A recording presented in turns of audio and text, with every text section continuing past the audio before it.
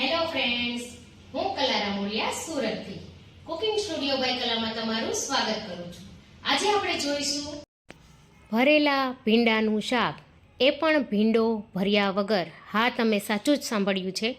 ભીંડાને ભર્યા વગર ભીંડાનું ભરેલું શાક કઈ રીતે બનાવવું તે આજે હું ખૂબ જ સરળ રીતે તમને શીખવીશ. તો તમે જોઈ શકો છો કે કેટલું સરસ શાક બને છે ભીંડો ભર્યા વગર. કેટલું સરસ રસાવાળું અને લચકાદાર શાક બન્યું છે, જોતાં જ ખાવાનું મન થઈ જશે.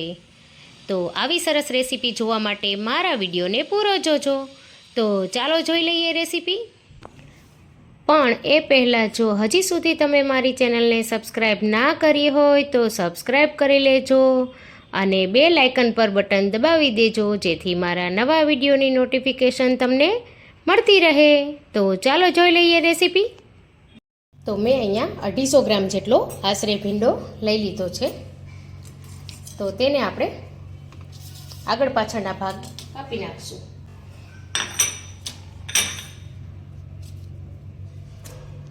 અને આ રીતે એક કટ લગાવી લઈશું. અને જોઈ લેવું તમારે બધા કટમાં કે ભીંડો ખરાબ નથી ને અંદરથી એમ.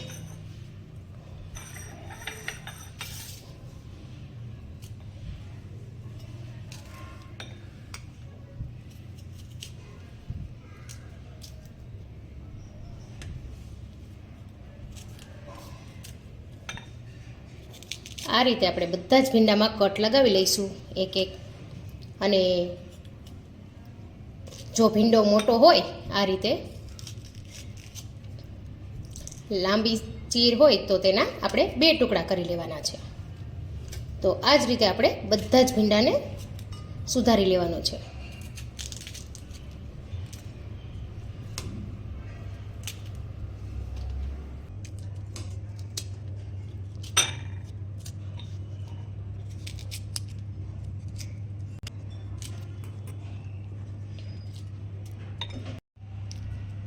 તો મેં અહીંયા બધા જ ભીંડાને આ રીતે કાપી લીધો છે.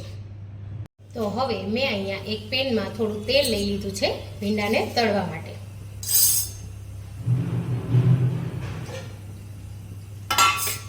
તો અહીંયા તેલ થોડું ગરમ થાય એટલે આપણે તેમાં ભીંડાને ઉમેરી દઈશું. ધીમેથી ઉમેરવો.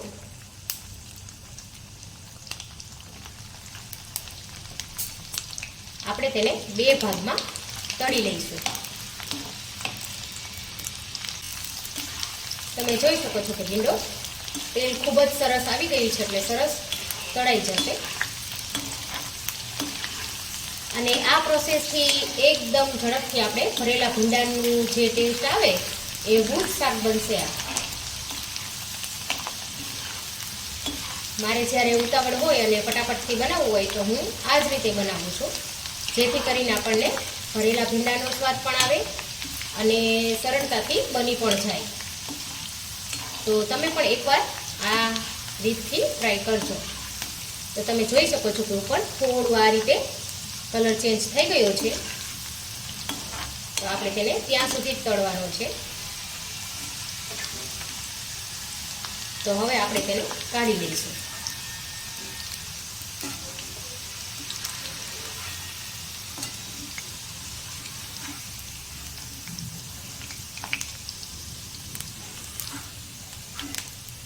અને આપણે હવે બીજો બેચ પણ સેમ એ જ રીતે તળી લેવાનો છે.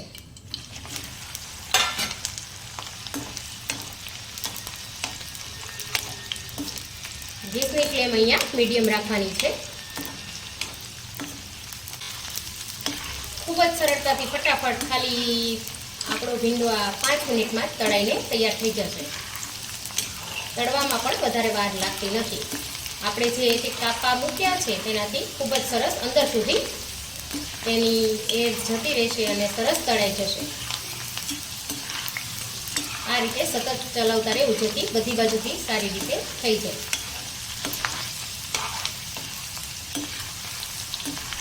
તો આપણો અહીંયા બીજો બેચ પણ તળાઈ ગયો છે. તો તેને પણ આપણે કાઢી લઈશું. તમે એકવાર આ રીતથી બનાવશો તો તમને એમ થશે કે પહેલાં મને કેમ ખબર નહોતી કે આટલું સરળતાથી ભીંડાનું ભરેલું શાક બની જાય છે. એ પણ ભીંડાને ભર્યા વગર. ચાલો તો હવે આપણો આ ભીંડો તળાઈને રેડી થઈ ગયો છે. આપણે તેનો મસાલો કરી લઈશું, જેના માટે આપણે અહીંયા એક મિક્સર જાર લઈ લીધું છે. તો તેમાં આપણે 2 થી 3 ચમચી જેટલા સિંગદાણા, જે મેં શેકીને અને ફોતરી ઉતારીને રાખ્યા છે, તે ઉમેરી દઈશું. ત્યારબાદ અડધી ચમચી જેટલી વરિયાળી, જેનાથી ટેસ્ટ અને સુગંધ ખૂબ જ સરસ આવશે. એક આદુનો ટુકડો અને 8 થી 9 લસણની કળીઓ. જો તમને આદુ ના પસંદ હોય તો તમે સ્કીપ પણ કરી શકો. તેમાં આપણે ટેસ્ટ મુજબ મીઠું, ખાલી પીંચ હળદર, ચટણી 1 ચમચી, અડધી ચમચી ગરમ મસાલો, 1 ચમચી ધાણા જીરું અને ચપટી ખાંડ. હવે આને આપણે પીસી લઈશું.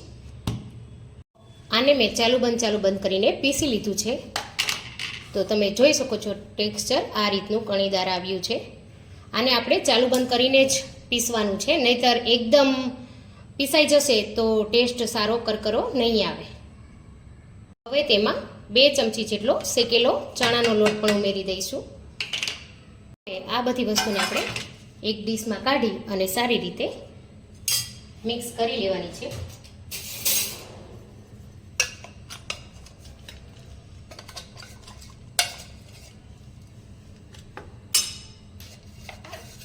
ત્યારબાદ આપણે તેમાં હવે લાસ્ટમાં લીંબુનો રસ અને થોડા ધાણા ભાજી ઉમેરવાના છે. તો હવે અહીંયા હું લીંબુનો રસ ઉમેરી દઉં છું ને ત્યારબાદ થોડા ધાણા ભાજી ઉમેરી દઉં છું.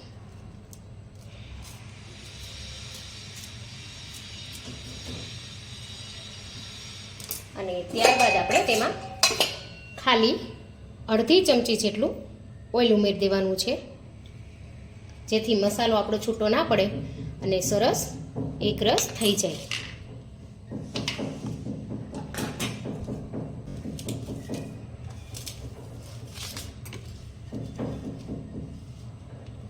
આપણે અહીંયા મસાલામાં મસાલા પૂરતું બધી જ વસ્તુ ઉમેરી દીધી છે. શાક પૂરતું આપણે પાછું થોડું ઉમેરીશું.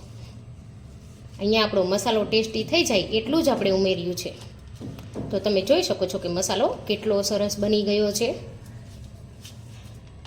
તો મસાલો અહીંયા આપણો તૈયાર થઈ ગયો છે, બધો જ મિક્સ થઈ ગયો છે.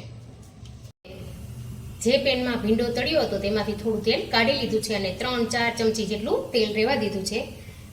ત્યારબાદ તેલ થોડું ગરમ થાય એટલે અડધી ચમચી જેટલી રાઈ ઉમેરી દઈશું. હવે રાઈ થોડી તતડે એટલે આપણે તેમાં અડધી ચમચી જેટલું આખું જીરું ઉમેરી દેવાનું છે. અને ત્યારબાદ આપણે તેમાં મેં અહીંયા 1 નંગ ટામેટું સુધારીને રાખ્યું છે, તે ઉમેરી દઈશું.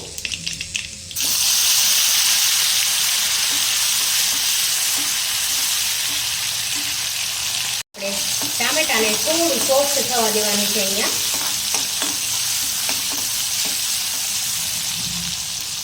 એક મિનિટમાં આપણું ટામેટું સરસ સોફ્ટ થઈ જશે.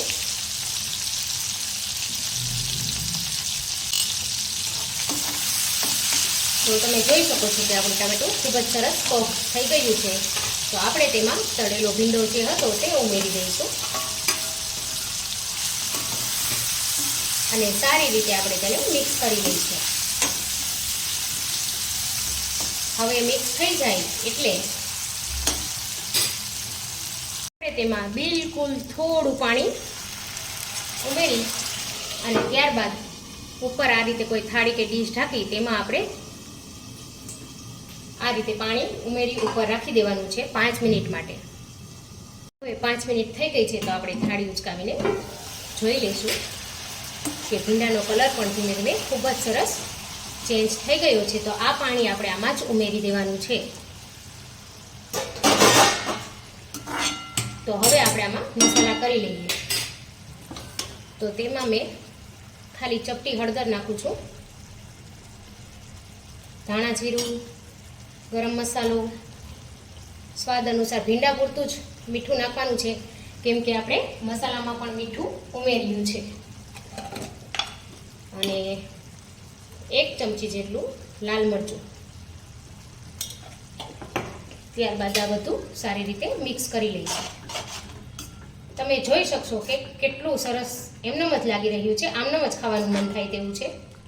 તો હવે આપણે તેમાં બનાવેલો મસાલો ઉમેરી અને તેને ઢાંકી દઈશું. તો આપણે જે મસાલો બનાવ્યો છે તે આ રીતે છૂટો છૂટો પ્રતિકોર ઉમેરી દઈશું. તમને જો વધારે મસાલો પસંદ હોય તો વધારે ઉમેરવું, ને નહીંતર તમારે તમારા ટેસ્ટ મુજબ ઉમેરી શકો. તો આ રીતે હું અહીંયા છૂટો છૂટો ઉપર મસાલો ઉમેરી દઉં છું.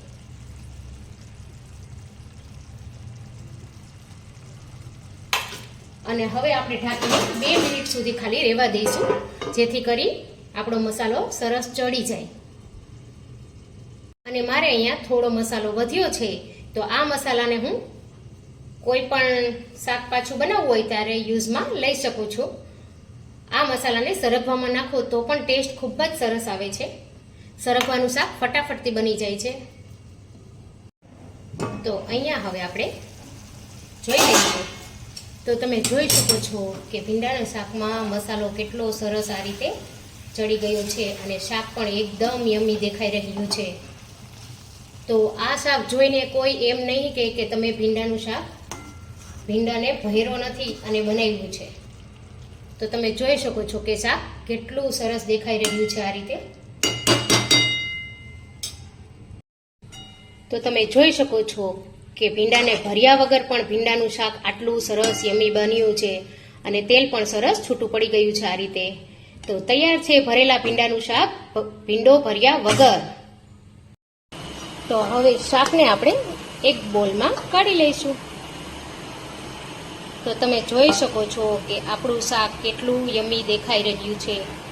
આ રીતે જો ભીંડાનું શાક ફટાફટથી બની જાય અને ખાવા મળી જાય તો જોઈએ જ શું બીજું.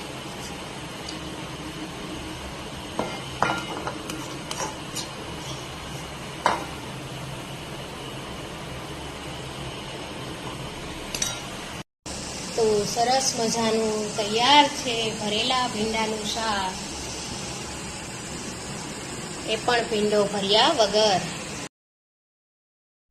તો તમે પણ જરૂરથી ટ્રાય કરજો મારી આ રેસીપી અને કમેન્ટ કરીને મને ચોક્કસથી જણાવજો કે તમને મારી રેસીપી કેવી લાગી.